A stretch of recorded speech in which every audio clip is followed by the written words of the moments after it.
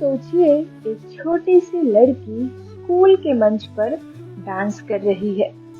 उसे शायद खुद भी नहीं पता कि कुछ ही मिनटों की यह प्रस्तुति उसकी पूरी जिंदगी बदलने वाली है।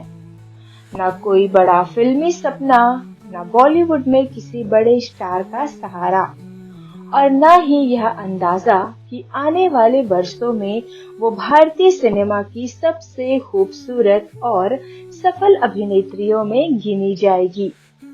उस लड़की को पहली बार कैमरे के सामने सिर्फ कुछ मिनट डांस करने का मौका मिला और मेहनताना था सिर्फ 10 रुपए।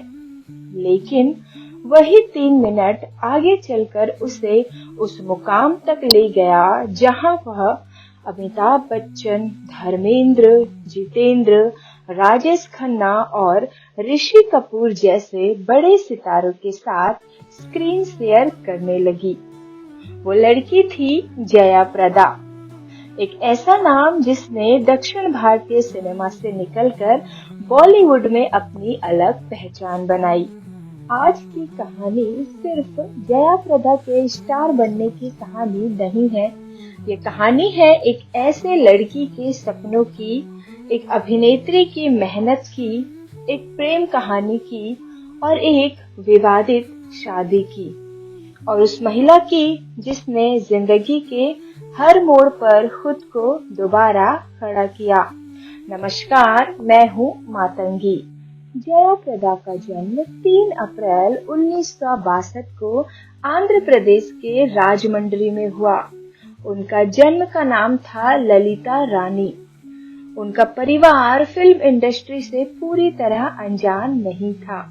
उनके पिता कृष्णा राव तेलुगु फिल्म जगत से जुड़े हुए थे और फिल्म फाइनेंसिंग का काम करते थे।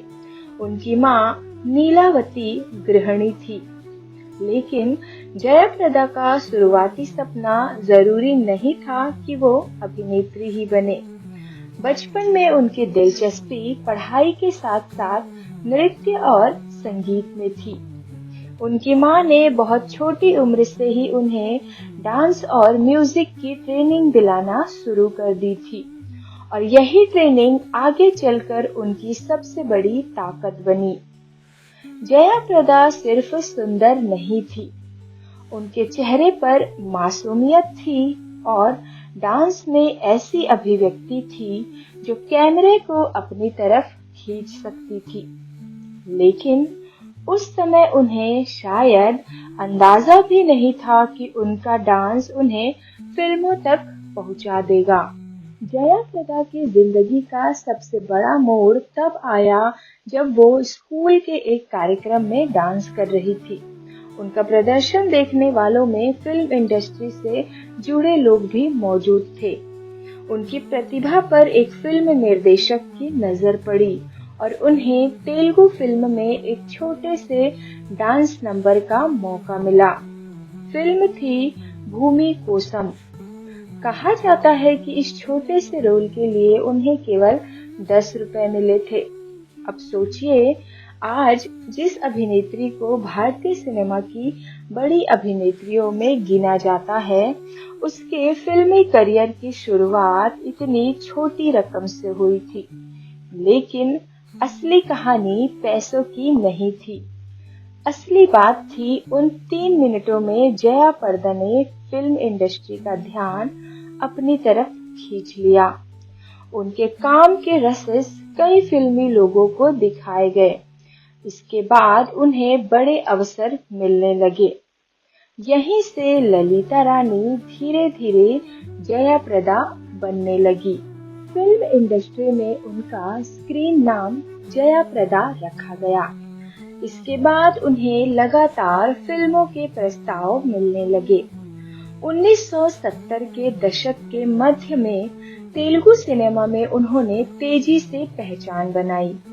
उनकी फिल्मों में सिर्फ ग्लैमर नहीं था, वो गंभीर भूमिका भी निभा सकती थी, डांस करती थी, भावनात्मक दृश्यों में दर्शकों को प्रभावित कर सकती थी, और सबसे बड़ी बात, वो अलग अलग तरह के किरदारों में खुद को ढाल सकती थी। 1976 में उनके करियर का बेहद महत्वपूर्ण साल बना।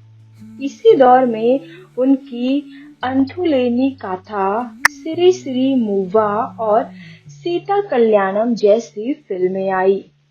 इन फिल्मों ने दिखा दिया कि जया प्रदा सिर्फ खूबसूरत चेहरा नहीं है, उनमें अभिनय की क्षमता भी है। उनके अभिनय और डांस को खूब सराहा गया और उन्होंने शुरुआती पुरस्कार भी हासिल किए। भारतीय सिनेमा के महान निर्देशक सत्यजीत रे ने भी उनकी सुंदरता की प्रशंसा की थी। अब जया प्रदा की नजर हिंदी फिल्मों पर थी, लेकिन एक समस्या थी, उन्हें हिंदी भाषा पर पूरी पकड़ नहीं थी। तेलुगु सिनेमा में वो पहले ही स्टार बन चुकी थी, लेकिन हिंदी सिनेमा में कदम रखना आसान नहीं था। फिर आया वो मौका जिसने उन्हें पूरे देश में पहचान दिला दी। के विश्वनाथ ने उनकी तेलुगु फिल्म श्री श्री मूवा को हिंदी में सरगम के रूप में बनाया। 1979 में आई सरगम ने जया प्रदा को हिंदी दर्शकों के बीच पहुंचा दिया। फिल्म सफल हुई और जया प्रदा रातों रात बॉलीवुड की चर्चित अभिनेत्री बन गई। उन्हें फिल्म फेयर बेस्ट एक्ट्रेस के लिए नॉमिनेशन भी मिला, लेकिन जया प्रदा ने जल्दबाजी नहीं की। उन्हें पता था कि हिंदी में टिकने के लिए सिर्फ सुंदरता काफी नहीं होगी, उन्हें भाषा सीखनी होगी। उन्होंने हिंदी पर मेहनत की और यही मेहनत आगे उनके बॉलीवुड के करियर की नींव बनी। जया प्रदा ने 1980 के दशक में हिंदी फिल्मों में लगातार काम किया। कामचोर ने उनकी हिंदी स्क्रीन छवि को मजबूत किया। इसके बाद तोहफा, शराबी, मकसद, संजोग, आखिरी रास्ता, सिंदूर, आज का अर्जुन जैसी फिल्मों ने उन्हें बड़े स्टार की कतार में खड़ा कर दिया। उनकी जोड़ी कई बड़े अभिनेताओं के साथ पसंद की गई। वो रोमांटिक भूमिकाओं में भी नजर आई और पारिवारिक फिल्मों में भी। उनके चेहरे पर एक खास मासूमियत थी। वो उस दौर की कई ग्लैमरस अभिनेत्रियों से अलग दिखाई देती थी। इसी कारण उनकी एक अलग ऑडियंस बनी। प्यार की शुरुआत। श्रीकांत नाहटा फिल्म निर्माता थे और जया प्रदा की कुछ फिल्मों से जुड़े हुए थे। जया प्रदा के अनुसार उनके जीवन में एक ऐसा दौर आया जब उन्हें आयकर से जुड़ी परेशानियों का सामना करना पड़ा। उस कठिन समय में श्रीकांत नाहटा ने उनका साथ दिया। उन्होंने जया को इमोशनली सपोर्ट दिया। जया ने बाद में एक इंटरव्यू में बताया कि उस मुश्किल दौर में नाहटा ने उनका साथ दिया, उन्हें मुस्कुराने की वजह दी और एक सच्चे दोस्त की तरह उनके साथ खड़े रहे। और यही दोस्ती धीरे धीरे प्यार में बदलने लगी। लेकिन इस प्रेम कहानी में एक ऐसी बात थी जिसने आगे चलकर इसे बॉलीवुड की सबसे चर्चित शादियों में बदल दिया।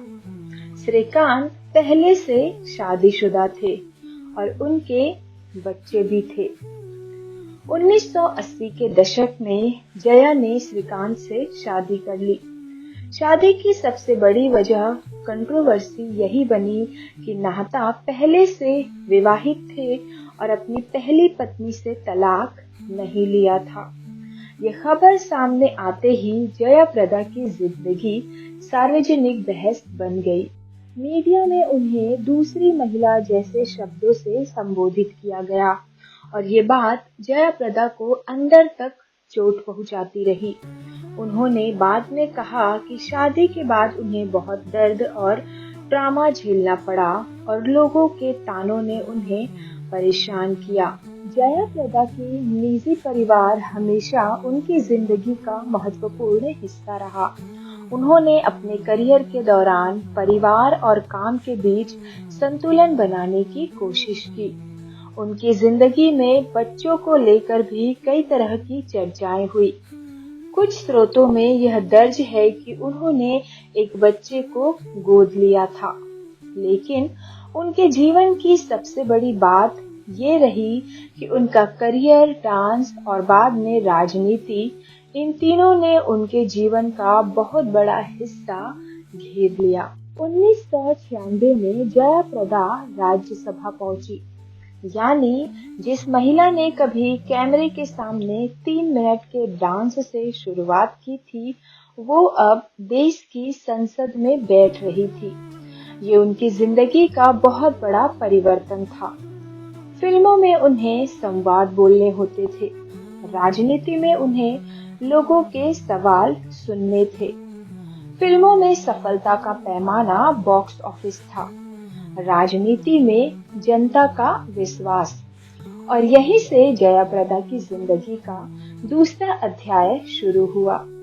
समय के साथ जयाप्रदा ने अलग अलग राजनीतिक दलों में अपनी जगह बनाने की कोशिश की।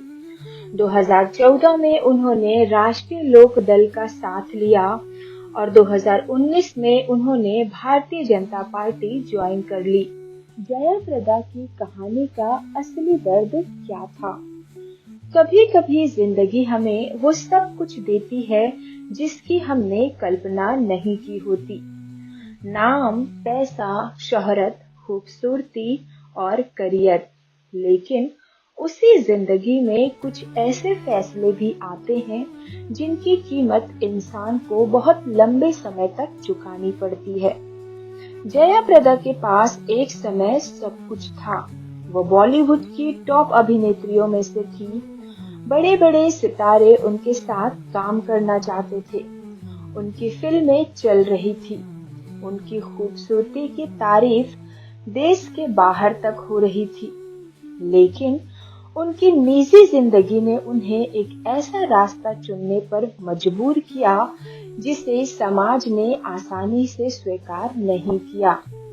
उनकी शादी विवादित रही, उनके रिश्ते पर सवाल उठे, उन्हें ताने सुनने पड़े, लेकिन उन्होंने पीछे हटने के बजाय अपनी जिंदगी आगे बढ़ाई।